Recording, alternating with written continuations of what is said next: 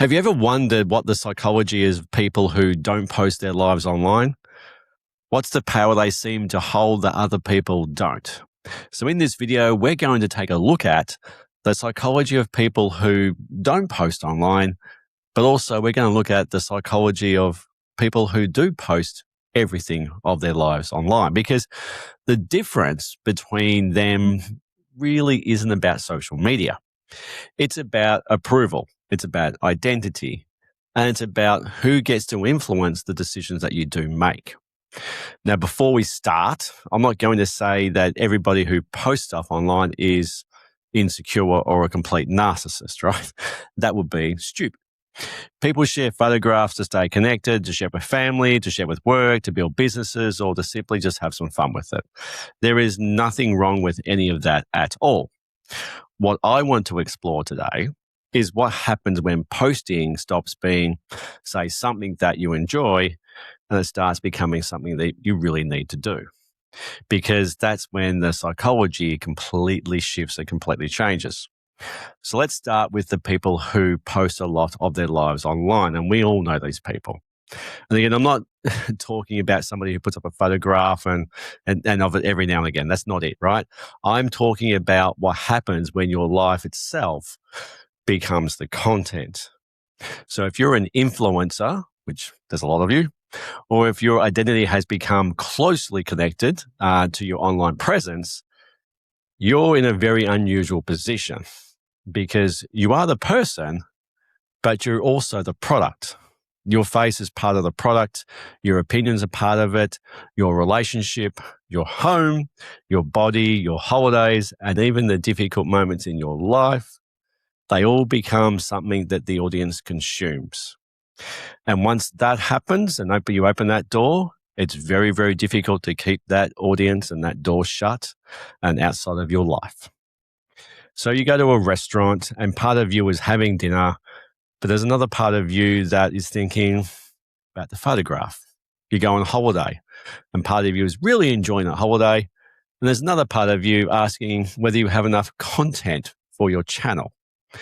Something good happens, and before you even really felt the good stuff, you're already thinking about how am I going to position this or announce this online. That is what constant visibility can do to a person. It puts you in two places at once. You're living the experience, but you're also watching yourself live it as well too. The next part is the approval loop. So you're posting and it does well. People like it, people comment, and they share it. So naturally, you do more of that. If people respond to the confident version of you, they see more confidence. If they respond to anger, your opinions may become stronger. If they respond to the perfect relationship, you become more careful about showing anything that doesn't fit that image or narrative about your relationship. So nobody has to sit you down and tell you what to do, right? The feedback loop tells you this, right? The views tell you this, the likes tell you this. And over time, you can start changing yourself to keep the response coming. It's like you're dancing for the monkeys, right? This is where approval becomes very different from connection. Connection is about being known by another person. Approval is about receiving a positive response from an audience. Those two things can feel very, very similar, but they're completely different. An audience can approve of you without knowing you at all. In fact, they may only approve of the small part of you they've seen online and what you've shown. And if your confidence becomes attached to that approval, strangers begin to have a surprising amount of, let's say, influence over how you feel and how you live your day. A post goes well and you feel great. A post goes nowhere and you start questioning it. Maybe you question yourself. So you adjust. You give the audience more of what worked previously and less of what didn't. And eventually it can be all consuming and difficult to know whether you're expressing yourself or managing an identity that people expect from you. Like I said, dancing for the monkeys, right? Now, this matters for a reason that goes well beyond Instagram or YouTube. If you need approval, approval becomes your lever. People can reward you with it. They can manipulate it. They can withhold it. They can include you or exclude you from stuff. They can give you status, attention, and a sense of belonging. When you behave this way, you'll get preferential treatment. And this happens at work all the time. So you're sitting in a meeting and somebody presents let's say, a strategy that you know isn't going to work. You can see the problem. You look around the room and you see other people can see it too, but nobody says jack about it. Why? Usually it isn't because they don't understand what's happening. They're working out that, telling the truth might cost them. Will the boss take it personally? Will I be seen as difficult or a troublemaker? Could this affect my next role? Am I risking my place in this group? Does it risk my performance review, my pay rise? This has helped people edit themselves every single day. Nobody has to tell them to stay quiet. They know which version of themselves gets rewarded in that room. So they become that version. I've seen it all. I've seen it in my 25 plus years in my banking career. One thing becomes very clear in large organizations. The person with the highest title isn't always the person with the clearest understanding of the problem. But the title carries authority. And if your identity, depends on your position in that hierarchy, you'll naturally protect that position at all costs. You'll be careful about what you say, what you do. You'll watch who you disagree with. You'll start confusing the authority of the role with your own value as a person. So basically, it turns to a shit show.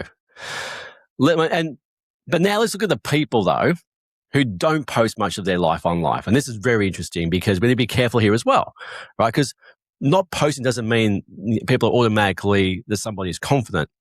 They may be private. They may be shy. They may not like social media. Their job may require discretion, right? It's many different reasons, right? So, or it might be simply they have nothing they want to share with anybody. But there is a certain particular kind of person who doesn't post because they don't need the public response. They don't need strangers to confirm something happened. They were there. They enjoyed it, and that was enough. They can go on holiday without turning the holiday into any event, Instagram post, or evidence. They can build a business without announcing every single step or success. They can achieve something and tell the 5 people who genuinely matter to them rather than 5,000 people they've actually never met nor care about. The important thing is that their experience still feels complete without the applause or any social media. Their sense of value is coming from somewhere completely different. It may come from their own standards. It may come from the quality of their relationships. It may come from the work itself, but it isn't entirely dependent on how a random stranger or audience responds to what they do. And that gives them far more freedom than, people even realize. So what is this power? Firstly, they protect their attention. If you're always thinking about how an experience will look online, then part of your attention has already left the experience. The private person can be in the moment, without also producing the moment itself. Okay? Second, they have more control over access. Not everybody gets to see their home, their bathroom, their breakfast, their relationships, their children, their struggles, their parts of their life, their vulnerability that are still taking shape in their life, right? They decide who comes into their lives. Thirdly, and I think this is probably the most important one, they're often harder to move with approval. Doesn't mean they don't care about what anyone thinks. We all do, right? Doesn't mean disapproval doesn't automatically change who they are or it doesn't hurt them. You see them at work. They're often the person who can say, I don't think this is going to work. I don't think the strategy is going to, work the way you want to. Or they'll speak up to their boss, we're measuring the wrong thing. Or even the most senior person in the room has misunderstood the problem and they're not trying to cause trouble, but they're able to tolerate the moment after they speak When the room goes quiet, everyone thinks, holy shit, he said that. Nobody rushes to approve of them. That's the real form of power. They don't need a title to tell them they have value or power. They don't need proximity to the hierarchy to feel important. They don't need everybody in the room to like them before they trust what they can see and say. Their power is not coming from the position. It's coming from the fact that they can literally still think for themselves while other people are reacting to them. This is why privacy can become much, much more than personal preference. It can support agency. And agency doesn't mean nobody can influence. Well, it doesn't mean it can influence you anyway. Nobody is completely free from influence. Agency means that you can notice the forces acting on you and still make, let's say, conscious choice. You can notice that the algorithm wants your attention. You can notice that the audience wants the version of you that they already know. You can notice that the organization wants compliance. Yes, man. You can notice that the hierarchy wants you to treat position and value as though they're the same thing. Once you can see those forces, you have a choice about how much power you give all of those things. That's the real difference. The person who needs approval often doesn't react before they've even realized approval is shaping the decision. The person who doesn't need as much approval has, let's say, much more space between the pressure and the response. They have awareness. And inside that space, they can choose whichever way they want to go. So there's a simple question you can ask yourself, at the end of this video, which is, would I still choose this if nobody knew? Would I still want this job if I couldn't put the title on the LinkedIn page? Would I buy this even if nobody was impressed by it? Would I still share this opinion if it didn't receive any approval? Would I still build this business if nobody could see me building it? Would I still live this life if I couldn't post any of it online? You may answer yes to many of these, right? You may answer no. The point isn't to judge the answer.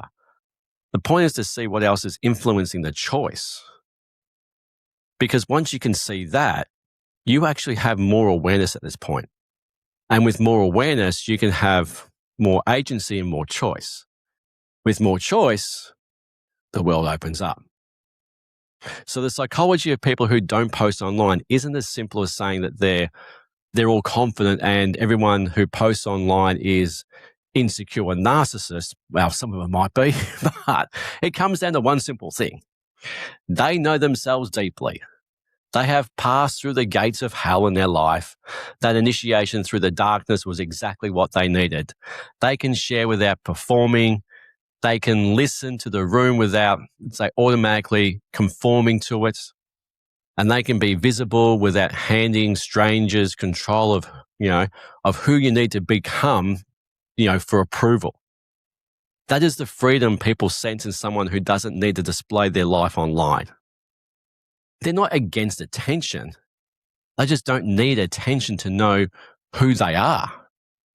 And that makes them much, much harder to impress and much, much harder to pressure and much, much harder to control.